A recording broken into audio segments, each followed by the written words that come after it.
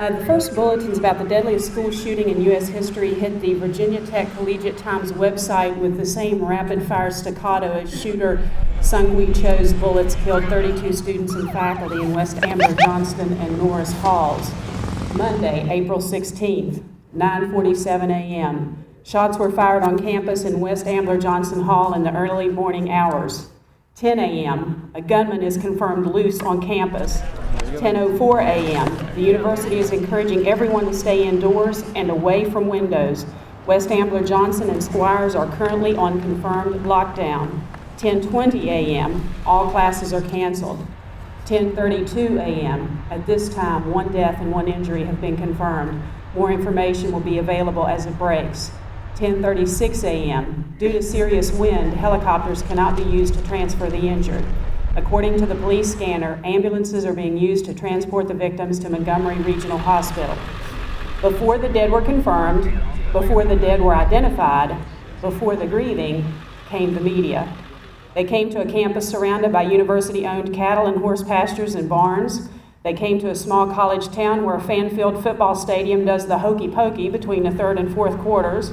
They came to a people who had seen very little media coverage of themselves beyond the weekly autumn discussions of Beamer Ball, and they came on the very worst day. Good morning. Thank you for sticking around Sunday morning and joining us for what will be an outstanding panel discussion and a weekend filled with outstanding programming. I'm Norris Young, advisor to the campus newspaper at Marshall University in Huntington, West Virginia. One of the reasons I'm here today is because last year I was teaching just down the road at Shepherd University in Shepherdstown, West Virginia, which began the 2006 academic year with a triple fatal shooting on campus. In the law of averages, that should have been it. Little could anyone have known that much worse carnage lay ahead before the end of the academic year. Joining me today are Steve Kappas, the president of NBC News. He's in the center.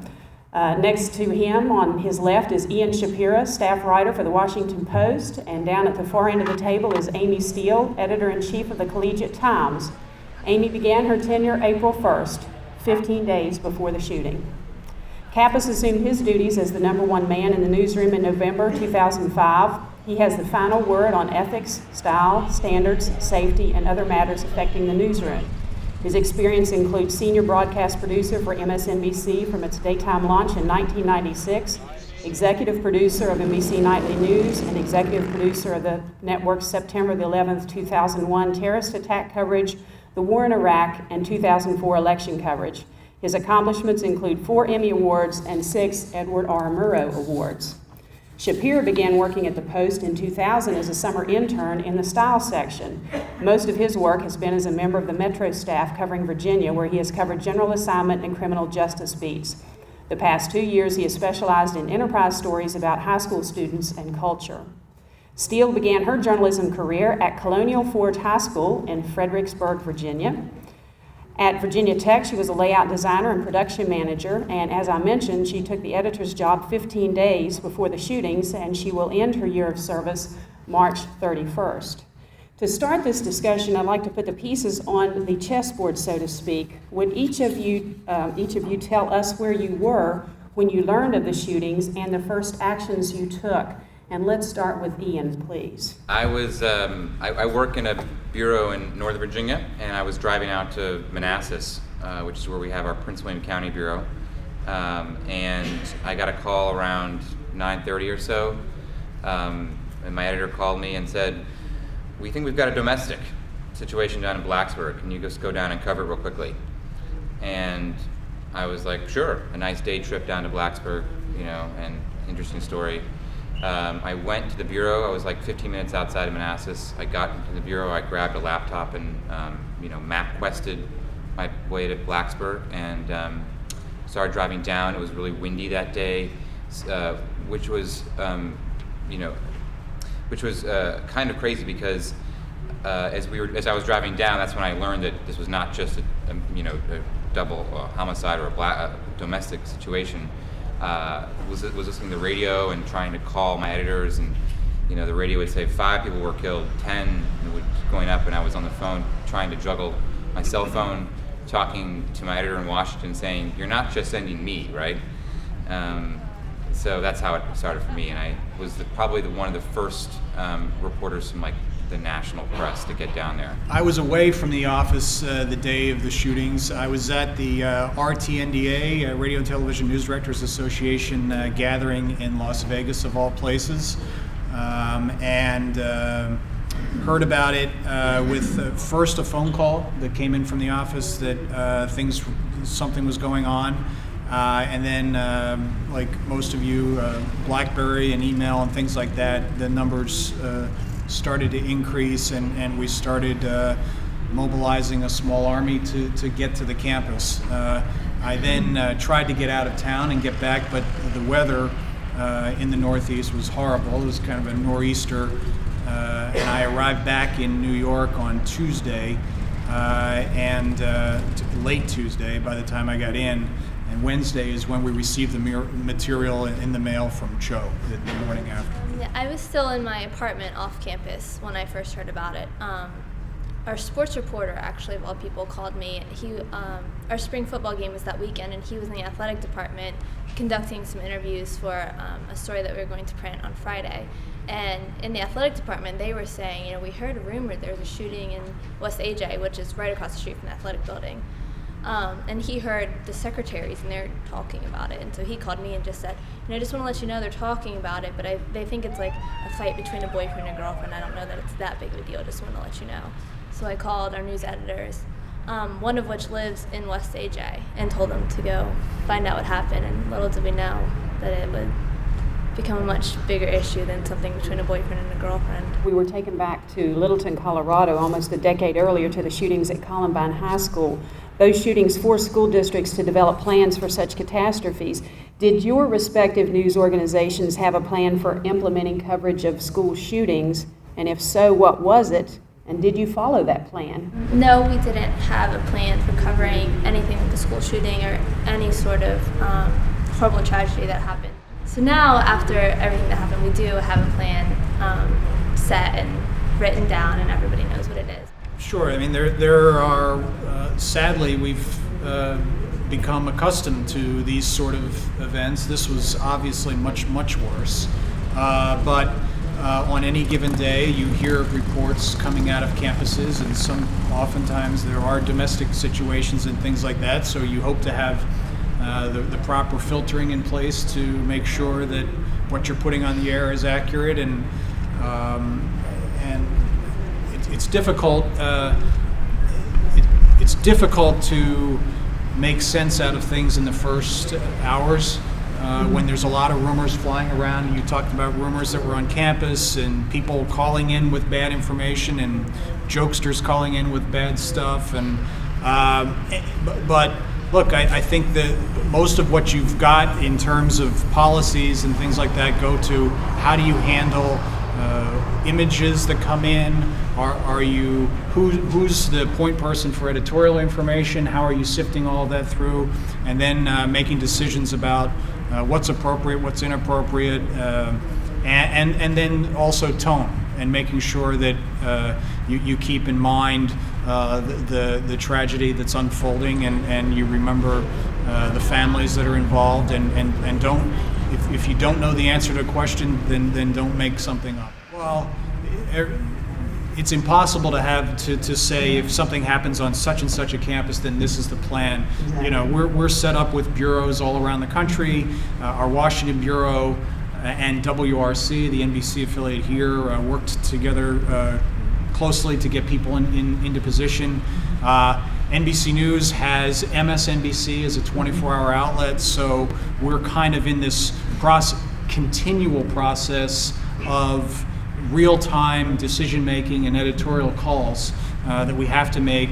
Obviously, you have the broadcasts like the Today Show and Nightly News and so forth that sometimes have the luxury of time to sort through a little bit more. MSNBC is much more of a pressure cooker in that regard. But from the logistics point of view, we ended up moving the Today Show there for the next morning, and the complete show, Matt and Meredith. Tiki Barber, who grew up a short distance from there, and his parents both taught at Virginia Tech, went in, felt very strongly that he wanted to go as he felt a tie to that community. Brian Williams anchored Nightly News from there that evening. have to respond like that with something of this magnitude. A policy, if you're aware, on how you coordinate coverage? I think that it happened, and they were looking. Initially, what they did was they were looking for reporters who they felt were closest to it, and that would include me and who were out in the bureaus in Virginia. But when it got to be a serious situation, I mean, they just treated it as they would any major story, where they flood the zone with, the right balance of people, the news people, the people who can, write well, that kind of thing. Yeah. Once you arrived on scene, how was what you found different from what you expected to find, and how did that shape your news coverage? And we'll start again with Ian. It was very well organized. They had this huge building in Virginia Tech, and it made things fairly, easier than I thought it would be. I was expecting to get down there, and it would be this huge campus. I'd be roaming around looking for families, or Thank you. everything would be sort of scattered, but it wasn't. It was actually very easy. You had all the law enforcement folks in one building, you had families in one building, you had the press conferences in one building. So initially, in terms of just starting from the ground, and in terms of just literally planting the Washington Post flag there, it made it easy from that angle, from a logistics angle. When driving down there, I thought I'd have to travel 15 minutes to get this information, 15 minutes to get that information, but it was all right there, initially at least. And that was organization on Tech's part?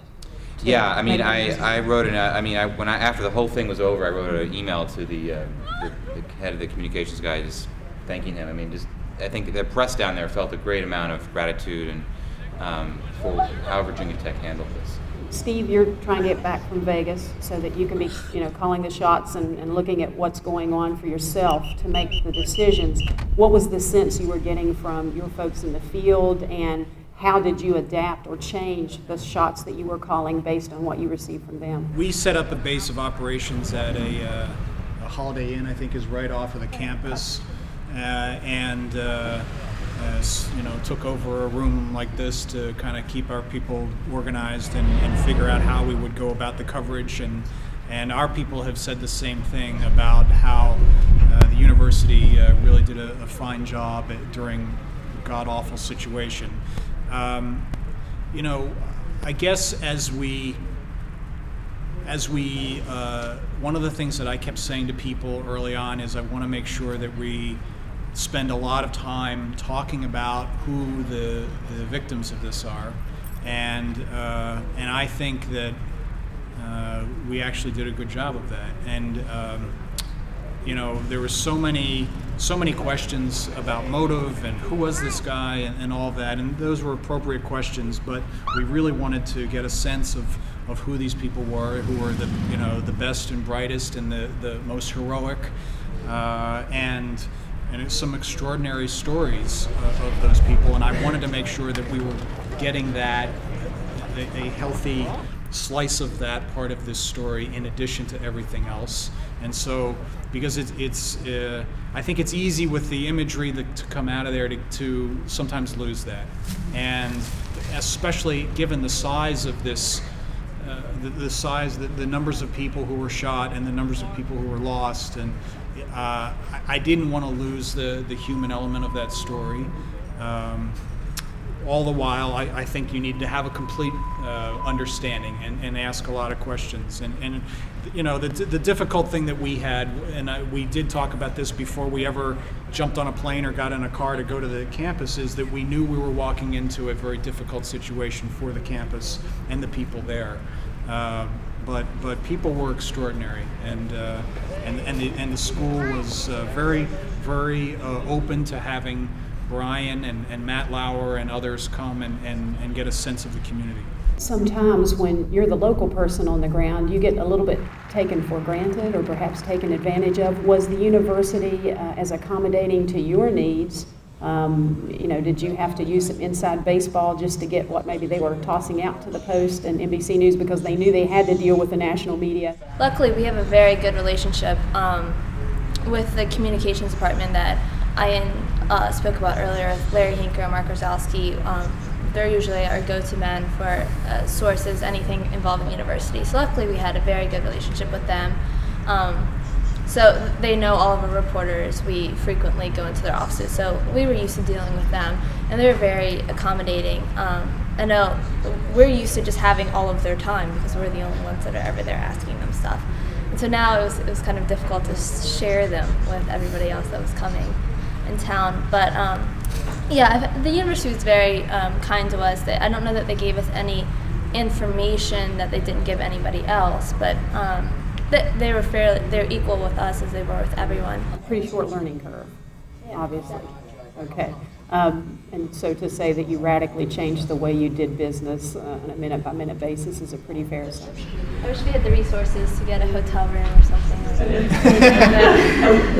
Yeah, where is your office, the student newspaper office, in relation to West Ambler Johnston and the place where the press conferences were set up and Norris Hall? Give us a little bit of a geography lesson if you can. Our newsroom is in Squire Student Center, which is literally almost the other side of campus from where, as Ian said earlier, the media was sort of set up at the end of Virginia Tech, which is near Norris Hall, not very close to West AJ, but it's close to Norris, so we're on the other side of campus. Luckily, we knew. We thought we were very excited about this because they had shut down roads other places, so we knew the back ways to get to buildings and stuff that the national media, when they came in, they didn't know. So we thought that we were special for knowing that. But I mean, we're on the other side, but it's a quick walk. It's like 10-15 minutes to walk over there. It wasn't difficult at all, and you know, like I said, we knew all the ways to get there, so it was fairly easy to sort of get around campus. Squire's, where our newsroom is actually where they set up the Student Sanctuary, which is a building that they closed off from all media coming into. They sort of set it up as a place for students to go to sort of escape all the cameras and everything running around campus. And it was a place that students know that they could go and have their time alone. That's also where they set up all of the flowers and posters and banners that other universities and just other people across the country sent to us. So it was a place where you could go and just look and see that people cared about us and were sending us things too. So it was nice to be there too. You know, we're staying up late every night. We're not used to doing any of this. So it was good to just walk down the hall and you could see all of these beautiful things that people had sent to us too. So I think we were in a very good location. Amy, obviously this was the most difficult way to start your tenure as editor. Before April 16th, what was your greatest concern regarding the student newspaper? What seemed like that insurmountable obstacle that you couldn't overcome? And what's your greatest concern now? We never had really dealt with anything on campus. Our biggest stories were, you know, Michael Marcus Vick and Marcus getting kicked off the team and all that stuff. Now we're dealing with dog fighting. But so all of our stuff was really sports stories. We never really had any news stories coming in. I think we definitely now understand how everybody else is reporting. We're not just covering football anymore. So you would say your greatest challenge now is to try to keep that momentum going, to use the skills that your reporters have gained under fire. And to carry it forward and take it into other facets of the university. I frequently saw Hokie-adorned cars traveling north on Interstate 81 on football game weekend, so I know a lot of folks from Virginia Tech are in the Post's coverage area. Was this a local story for the Post or a national one? We have local stories in the Beltway that are national stories. So, especially since the shooter was from Fairfax County and went to high school here. So that took on even more meaning. But we don't cover Blacksburg, a whole lot. We do have a reporter actually based down there to cover the sports team, and actually we stayed. This guy lives right off campus, so he had an apartment that we used for some reporters. So we have kind of a small posting out there. So it's not something we cover intensely, but we cover the team because it's so popular, and a lot of folks from the Northern Virginia area send their kids there. So it's of interest, but we couldn't ignore the story. I mean, we couldn't just treat it as we would say the school shootings in Minnesota from a couple years ago, or where we sent like 2 or 3 reporters up. This was something that was in the state of Virginia, and we wanted to own the story. We wanted to be the authority on it for the country. It was mainly a metro section effort. I mean, we have reporters from the Maryland staff and the DC staff help out and that kind of thing, but yeah. But this is lead story on A1, and then it's also lead story on Metro section. It's been a dominant story since it happened. I mean, we've been covering it. We still cover it. We still Right. have been covering all the fallout and all that. But yeah, I mean, the next day's paper was banner headline, and we had, and then the following day's paper we had a profile of the shooter, and based off interviews from students who took classes with him. So we were, definitely treating it with prominence. Steve, obviously you weren't on the front lines in Blacksburg because your job was to shape the network's approach to covering a story. And I think you've alluded to this a little bit, but just in case there was anything that the earlier question didn't cover, what were some of the issues and factors that you were dealing with in determining how to allocate resources and determining what to air? I addressed the resources issue. We obviously sent in a considerable amount of resources, and I thought an appropriate amount given the scope of the tragedy and the number of issues that came up along the way and the number of people involved. So I think from a logistics and from a positioning point of view, we did the right thing.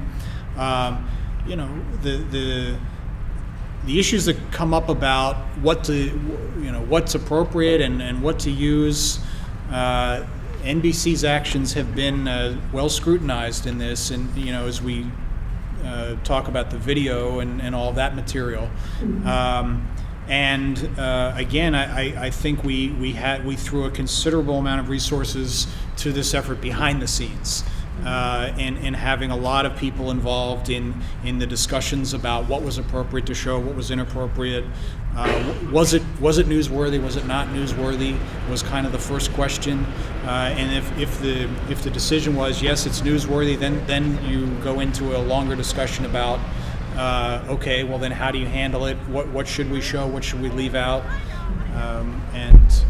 I can. If you want to transition into the video, I'd be happy to do that. We'll save that Okay. until a little bit later, if that's okay. No, that's fine. Okay. Well, we're not going to let you off the hook. We're just going to let you rest a little bit. I didn't expect you would. Okay. Collegiate Times coverage was praised for its landmark online coverage. I've already read the online bulletins that were posted first, and also its penetrating print coverage. And Andy Schatz, who coordinated this panel, has got some copies of a couple of issues that you may pick up, at least the front page of the Collegiate Times, the Tuesday's edition right here, and then also Friday's edition that we will talk about shortly. But the comments I heard were that these students did a better job than some of the pros on scene. So you've been well received. I think you've already talked a little bit about this, but how are you treated by university administrators? I think going into it, we were sort of seen as just the college kids that were just, hanging around trying to go to the press conference.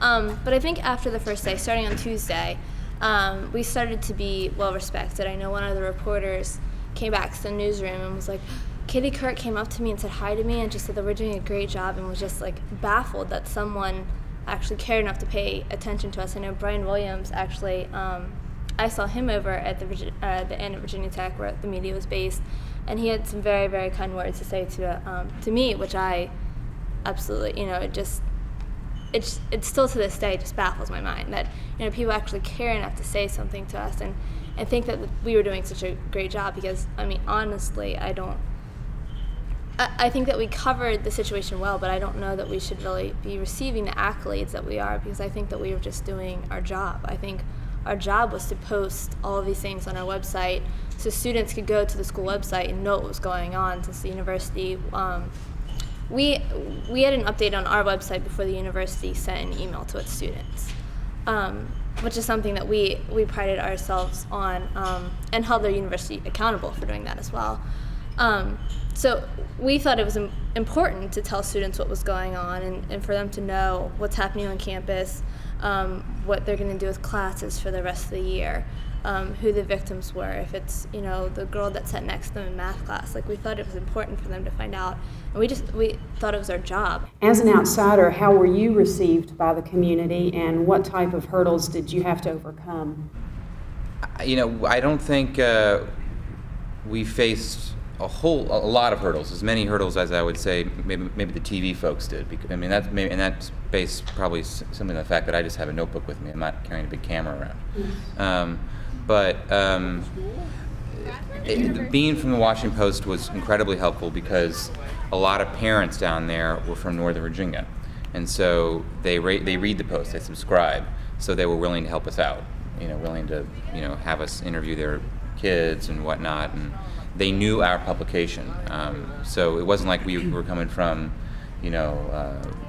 some other random state or anything like that. They knew us, so that was nice. Occasionally, we were lumped as part of the media, so that'd be problematic. But I say for the most part, we didn't have that hurdle. And that's what made it.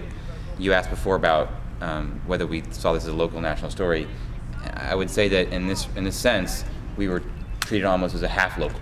Ian's provided a nice segue in terms of the differences in how TV people are received with the big cameras and the lights in people's faces versus the print reporter with a notebook and a pen. Steve, what were you hearing from your reporters in the field about the university and the community? Did you make adjustments in news coverage based on that information, and in what way, in terms of the ruralness and the cultural geography, if you will? The one thing I would say is, yes, television is, we're the evil empire when we come to town, and I hate that. It's a lot of it is we've got a lot of gear and a lot of stuff that comes in that goes along with trying to get a story on television, and it's the written word is incredibly powerful, but the visual imagery is arguably more powerful, and so we're we convey those images, and so consequently a lot of anything that touches a nerve, and of course all of the nerves were exposed there, anything that happens in that setting, I understand is going to reflect back on us, and we sent in one of our most experienced bureau chiefs, a woman named Frida Morris, who runs our Atlanta bureau, veteran of NBC News, to coordinate the whole thing. And one of the things that went along with that assignment was being sensitive to what was happening on campus and the community and the families. And we knew you reach a point, there's, unfortunately, we've now become accustomed to what the arc is. When you first get there, the reaction in Blacksburg was just as we had seen in Littleton, frankly, where people actually welcome us because they're anxious to tell the stories of their loved ones and their classmates, and I believe we handle that with great sensitivity. But there tends to be a time when finally, after a couple days in, that people need to retreat away from the cameras, and we understand that. We try to respect that as much as possible and try to pull back. But it's incredibly difficult. I do want to just say, Amy mentioned being acknowledged by Brian and by Katie and this and that. When we go into a situation like this, we want to know what's being written on campus and what's being said. And I thought your group did an extraordinary job. And you to face that kind of pressure and be on the campus, and then what you've done since then too, with issues like the privacy issue, school safety. I mean, there's any number of different things that come up as a result of it, and you're in the most uncomfortable situation. You're the ultimate insider. So, when we were covering Katrina, and Brian would listen to a local radio reporter and come away with incredibly valuable information, the same thing happened here, where you'd pick up the local newspaper to see what people are saying and what they're really feeling, and you are going to break news just by being there and having the respect of your colleagues. So, I thought you did a great job. Thank you. Assign a grade to NBC's coverage and your competitors, and then tell us what you did right, what do you wish you could change, and who did the worst coverage. I don't like that question. That's very, very difficult to do, because I'm not sure how you can put all of the coverage in a neat little package and put a grade on it. I thought we did I was pleased with the coverage. Like every other person who saw these images and saw this story, I was crushed by the weight of the events. I thought our coverage conveyed that degree of emotion and understanding and sensitivity. I think we asked a lot of good questions, and we haven't ignored the story. We followed through with the governor's task force, and I think we were, from the television side, I may be wrong about this, but I believe we may have been the only ones to stay through and go to all of those sessions. I don't want to rate our competitors. I don't think that's fair. Was there any coverage that you saw or read that you looked at and said, oh my gosh, I can't believe these people? Honestly, most of those questions were thrown at us and our decisions relating to the video. I would say that I was most upset by the people who criticized us for our editorial decisions when they simply took the video that we aired after we had spent hour after hour after hour deliberating what to do with it, how to handle it, and then they simply turned it around and ripped it off and put it on within a minute of it airing on nightly news. So they clearly didn't go through any of the same editorial process, and then they had the audacity to question our editorial decision, and that was the thing that sticks in my mind. Okay. And since this is a group of journalists, that's a journalistic discussion. The rest of the country does. I thought that was unbecoming, by the way, for the rest of the country, given the tragedy and given the enormity of the story. For journalists to be doing that to each other is gross. I'm not going to grade anybody, but I thought that. I was not an editor that day, and so I wasn't reading a whole lot of coverage. I principally was checking the New York Times, basically, every day just to see what they had. I think we treated them as sort of the main competitor on the story. We were looking at the Roanoke Times as well, and the Collegiate Times as well. I think just from that standpoint, we're looking at, and when I got home at night, I would watch TV and see who had what. I remember, I'm not sure who had it. Maybe it was CNN had interviews with the roommates of the shooter, and I thought that was good. They got an exclusive on that, because I personally tried getting that myself, and I was actually got into the dorm and abstained from interviewing the roommates because I thought they were in a bad state of mind to ask them. So, but I was, feeling a little jealous later when I saw that another TV station got it. The only thing that I think that got me a little, rubbed me a little wrong was, I was glad that NBC did run the video. I thought they handled that well. The only thing I didn't like was just the logo on the video. And I'm sure you've dealt with that many times, but that was the only thing that rubbed me slightly a little wrong. But otherwise, I agree with Steve in that it bothered me to see so many critics come out of the woodwork on that because. They made the right choice. Any grades you want to assign? Anything you saw in the field from other journalists that perhaps left you aghast? Like they just said, I don't really want to assign grades to anyone. As far as my own publication, I think I don't really want to assign a grade, but I think that the judgment on our coverage will be decided in the fallout. I think we still have a lot more to cover, and I think that we can sort of evaluate our coverage of it after all of that is complete. Still to this day, we have not had a paper that hasn't mentioned something that has to do with April 16th.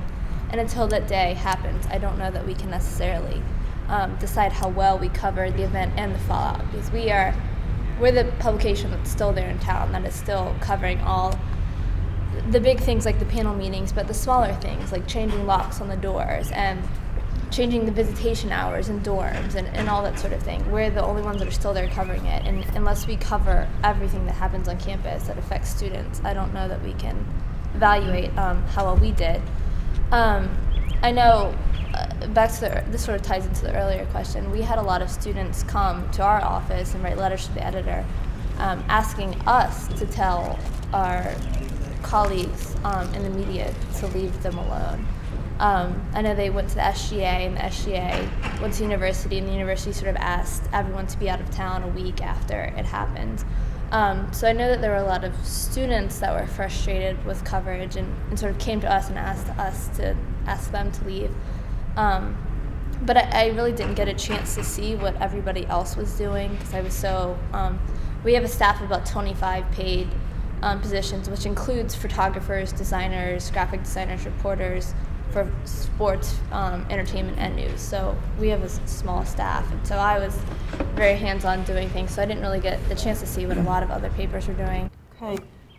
Friday's issue of the Collegiate Times, I've already held this up, included a memorial ribbon to the lost, and questions comprised this ribbon.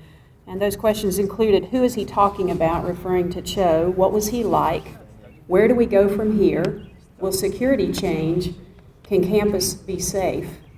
Amy, have those questions been answered? I don't think that this is anything that's particular to Virginia Tech. I think this could have happened anywhere. I don't know that it was any sort of security malfunction on our campus that caused this to happen.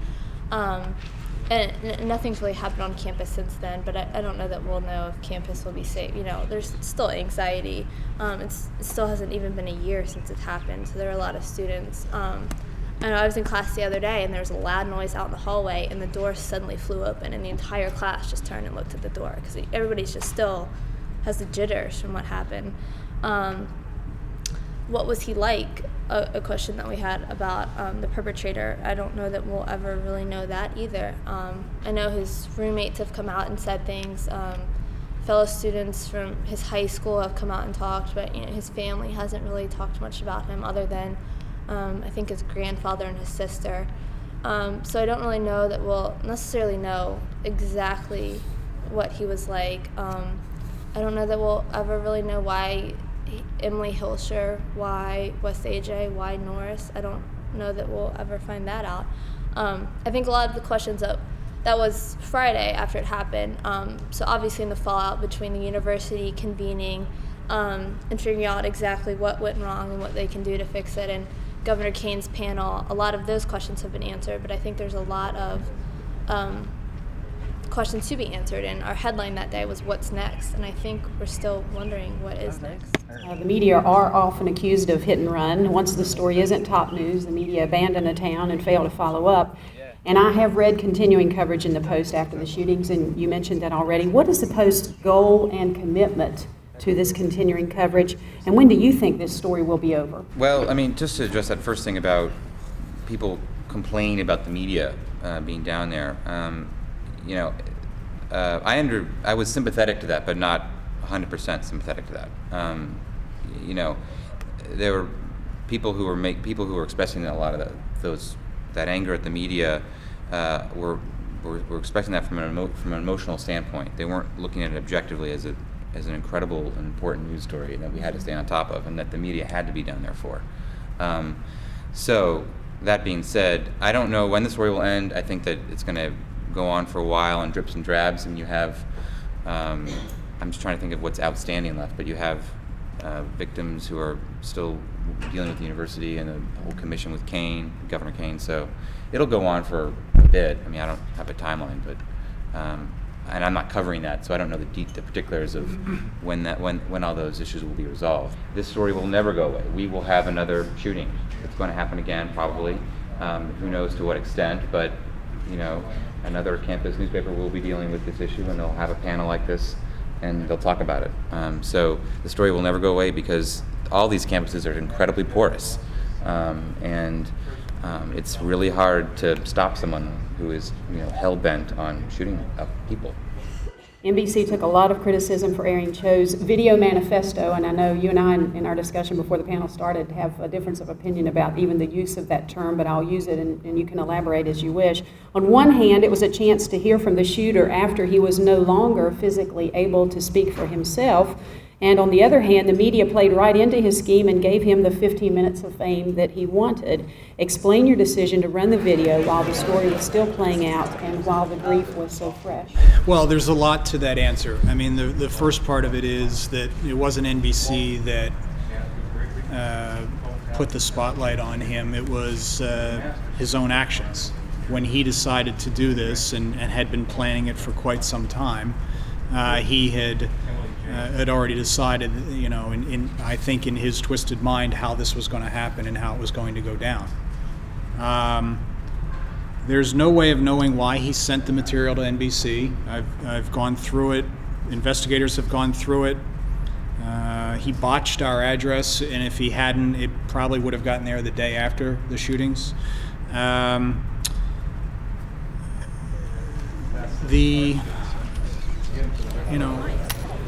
There's any number. I would still say that you talk about the context. While there is still pain, I'm not sure when there won't be pain tied to this at Virginia Tech. The context is important, however, because that was 2 days after the shootings, and you've got a list of questions there. What's next? Well, that was 2 days prior to that. The questions would have read something along the lines of why, what led to this, who was this guy, and were there warning signs? Did he act alone? Was still being asked at that point. Some of those answers to some of those questions came from that material. So that was our feeling, was that it was illuminating in that sense, and that's why we decided that there was news value tied to it, and that we were going to do something with it.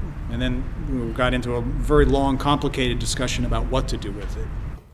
About how long did that discussion last, if you recall? The first round, about seven and a half hours. Okay. So you didn't rush to air with this? No, we received the material around 11:15 in the morning. I received it. It went to the NBC mailroom. Somebody in one of the mail clerks spotted the Blacksburg return address and the name A. Ishmael on the postal receipt. And as soon as they did it, they contacted NBC security, who made copies of everything and held on to the originals. I contacted the FBI and Virginia State Police at the same time. The FBI was deemed the obvious agency to take possession of the originals. So the copies were made so that we wouldn't touch the originals and get them out of there. The FBI came and retrieved all the material from us on behalf of the Virginia State Police. I started during that 7+ hours, I was on the phone a number of times with the state police and the FBI and profilers, any number of different people, asking their thoughts on what to do. I also spent a lot of time on the phone with the Virginia State Police, telling them what was on the video, answering questions for them, like I told them that he had shot the video himself, that there wasn't anybody turning the video recorder on and off, which they were quite interested in at that point. Because they were still investigating possible accomplices. Yeah, and there were they didn't know it until that point that he had been shooting these videos for some time. He shot in a car, so they wanted to know all about the car. They wanted to know about the setting for the video. They wanted to know if he mentioned any students by name or anything like that. So I spent a lot of time. I should just tell you that what he sent to NBC was roughly 23 written pages. That was a produced document. There would be paragraph after paragraph after paragraph of text, and then embedded would be some photographs, and then more text, maybe page after page of like single paragraph text. Very hard to follow, very difficult to comprehend what he was trying to say. Horrible language, profane, incredibly violent imagery, and so out of a document that was this thick, there were probably 45 photographs, and then he produced these series of videos that he cut down into little video clips, QuickTime video clips, that were in some cases him reading the document that was printed out, in other cases him just talking. Again, shot in different things. So of all that material, we chose to air, there was roughly 30 minutes worth of video material. I think we aired 3.5 minutes or something like that. Same thing with the written word. It makes me crazy to hear people say, well, NBC published the manifesto. We absolutely did not, and that was a conscious decision on our part not to publish or post the whole thing, as we were getting enormous pressure to do, both internally and outside. A lot of people said, you have an obligation to put it out there, put it all out there, let everybody see it. And even some of the people who work for me were advocating for that, and we decided not to do that. Did the police want that full disclosure broadcast? No. The police at first asked us if we would sit on it, and I said yes, of course. But they also acknowledged in that conversation that we would likely run some of it, and the only question was how much. We set up a high-speed video link to get all the video down to the Virginia State Police, a secure line so that they could have that. So in my mind, we were working very closely with investigators, and they initially praised us for the way we handled it. They criticized us after nightly news they thought we had used too much, and to this day we can have a disagreement about that. But I would say that it fit in with the dialogue of the time, and it was absolutely journalistically the right thing to do, and sometimes good journalism is bad public relations, as we've discussed, and any number of people from the Poynter Institute and others said. But I'm not sure that any other news organization would have made a different call if the material had been sent to them. And in fact, I would say that on the television side, the other networks immediately just took it off and put it on their air without any of those conversations that we took, apparently without any of those conversations. And newspapers and everybody put the same images on their front pages for the most part within minutes on their websites, their home pages, and on their newspapers the next day. You think some of the criticism was motivated by jealousy because you got it and they didn't? I don't know. I did say that at one point to. There was one critic in particular there's two critics who really got under my skin. One was a radio talk show host who was all over us. Around 4:30 in the afternoon, there was a briefing the day that it was announced that we had the material. Around 4:30, the Virginia State Police announced that we had received this material. We had not aired anything. We had not even said that we were going to do it. That was how it was revealed. And as that happened, we got a call from this talk show host who said we had an absolute obligation to reveal everything and post everything, and his staff is calling us demanding that we turn everything over. And then he accused us of when we said we wouldn't do that clearly we were trying to cover our own tracks because there must be something in the document that reveals why he picked NBC. Then this person, after we aired it, went on to criticize us, saying that I had blood on my hands, was his term. So that bothered me. What motivated him, I think, was more of his agenda.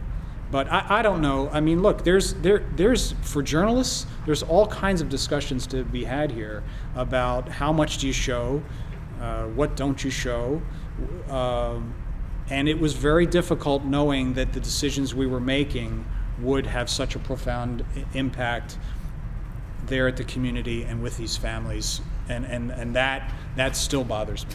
Where do we go from here? What have we learned about how to cover the next one?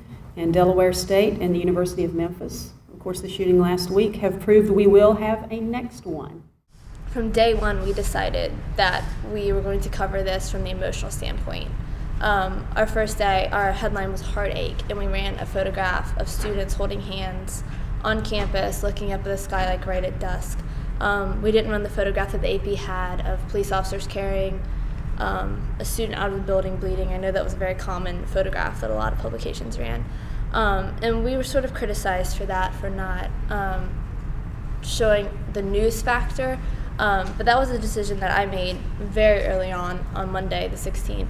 That Tuesday's paper wouldn't have any photographs like that. I don't think that, the student in that photograph, he's somebody's roommate, he's somebody's son. They don't need to see, they know what happened. They know that he got shot. They know that police officers helped him out of the building. they don't need to see that on the paper, on the front of the paper when they pick it up, my publication. We went along with our demographic. We were appealing to our students. We weren't appealing to the rest of the country. I thought the story coming out was the student body coming together and overcoming this huge thing that happened to us. I don't think the story was that this cowardly student went into a building and killed all these people and killed himself and didn't face the consequences of it. And I hope that publications do. I don't know that that's just my personal opinion. I've learned that that these things are all different, and you can draw lessons from this as we all have today. But the shooting will be different the next time around. I mean, in terms of ethics, I have learned that subtlety is important, and being sensitive on the campus is important, and especially when you're working with local folks. That's always important. But this kind of situation highlights that. But that being said, I disagree with Amy on that point. I don't think that the story was about. I don't think the major story, the one that was most intriguing, was students overcoming this awful thing. That was obviously important, and that was a huge part of the story. And everybody profiled the victims in the campus there. But the reason why that video was so important, and the reason why NBC was so great in doing that and putting that on the web, was because people want that information. The folks, the victims in Littleton, Colorado, are fighting a court battle right now to get their hands on videos of those shooters. Families who are affected by this want that information. They want more information, and they want to know more about why someone would do that. So I think from a news perspective, and I know, like I said, I respect your stance coming from sort of the emotional perspective of being a campus paper, but from like a more objective standpoint, and from the mainstream press, the most intriguing thing, the thing that we all wanted to know was, who was this guy? NBC's posting that video was very brave and very correct. How are you all doing at the Collegiate Times, Amy? What kind of support have you received from the university or other journalists in dealing with the aftermath of this story? I just have to say, every day I'm in awe of my staff, that they made it through that week, that they're back again this year and still choosing to write stories and still covering this event that I don't know that some of us have still come to terms with what happened. I remember one late night, over a week after it happened, our front page story still had to deal with what happened, obviously. And I was just staring at the screen, and we had headshots of all 32 victims, and I just looked at it, was just like, oh my God.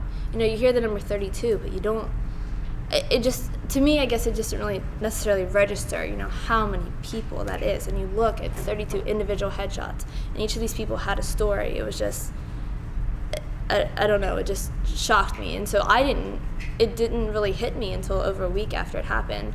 And I don't know that it still has hit some of our reporters. I think they've just been in like a go mode and just running on adrenaline still. And I don't know that they've necessarily come to terms with what's happening. We've had a lot of counselors come in and talk to reporters. Obviously, when it first happened, I told the entire staff, if classes were canceled that week, so I said, if you need to go home, if you need to spend time with your family, do it. No questions asked, just go home. By Wednesday night, like I said earlier, we have 25 paid staff. By Wednesday night, I think we had 10. By Thursday, we were down to 6. And that included myself and 2 managing editors. So we had 3 other people helping us.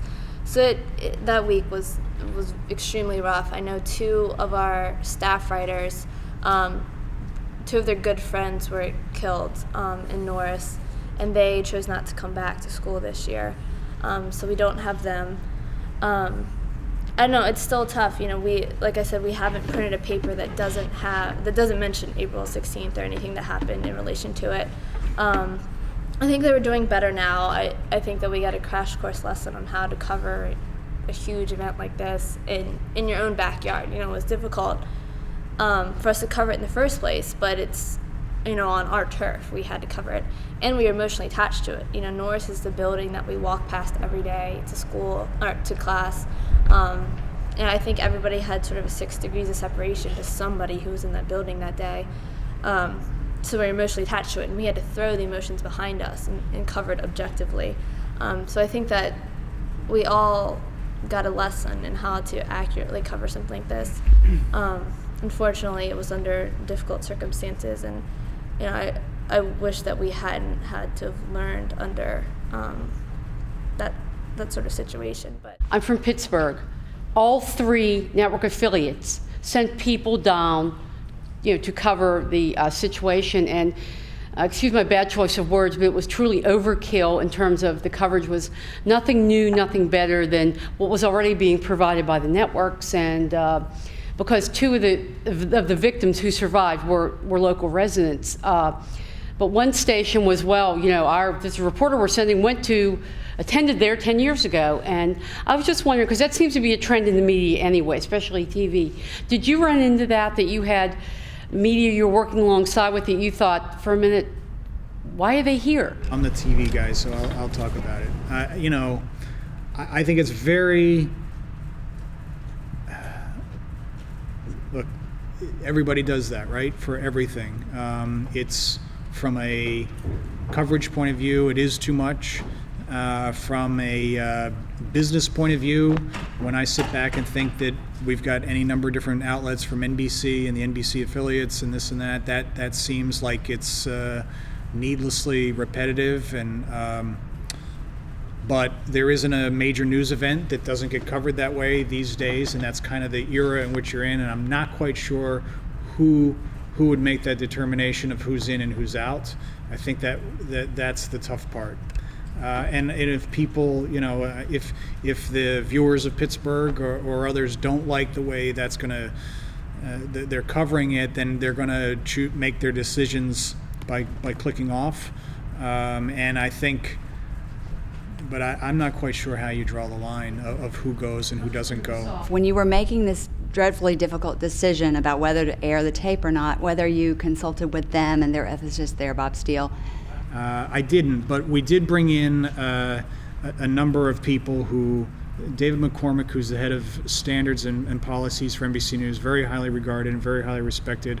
I brought in the general counsel of NBCU, Brian Williams, any number of my entire senior staff, Jeff Zucker, who's the CEO of NBC Universal, was kind of in and out, just wanting to know what we were thinking, but I felt like we had good counsel, and certainly Al and Bob both talked about this extensively after the fact, and they both supported us. And I think it was Al who said that the feel-good thing to do would have been to just take the material, tuck it in a drawer, and forget about it. But I think that would have been a disservice, and I just don't. The other thing is, this is really kind of contextual context, but think about there was a lot of that sort of thing that went on where things were going on the campus involving this guy, where things were being talked about but not really, things were being kept quiet, and I don't think that this was I still think there's a lot of soul searching going on campus and elsewhere about how much of that went on ahead of time. Some of these same things that he wrote in this document were being written in school essays, and members of the campus community were really upset about this, and they were told there was nothing you could do about it. Well, I would say that goes under the heading of trying to keep something quiet and not putting light on it, and it blew up in this case. So that's one of the reasons I'm for as much disclosure as possible, handled with as much sensitivity as possible. I do know that when the investigators from the governor's task force came to NBC to watch the material, they said this is probably more than he had said the entire semester, and they had spent a lot of time talking to classmates and roommates and things like that. Some of that ancillary stuff that you use in gathering material to supplement your reports, and it's sort of the use of Facebook, MySpace.com to supplement. I know that all of us are driven to do that. My question is, again, has to do a great degree with ethics, and that is, where do you draw the line? First, you want to make sure that it's as it is portrayed. If you recall that Tuesday night, there was some idiot who pretended to be the shooter and posted something online. And what was on Facebook, and all this stuff supporting evidence and documenting it, and it was fraudulent. And I know that some people went with that night. We didn't go with it because some things just didn't add up. But look, of course you have to have questions about what's appropriate and I guess if you could verify that that's part of that it's accurate, and that then I guess it is part of the record of what went on that day. That's tough. That's a tough one because that's clearly private communication that just happened to be in somewhat of a public forum. I don't know. I wasn't aware of that one. That's an interesting one. So one of the things I said was find him on Facebook or MySpace so we know who this person is. So I think the technology has really opened up how we cover news in terms of access to people's personal information, but that's being voluntarily posted. So it's a great question. They've been very patient. It's been a long morning. Thank you for your patience.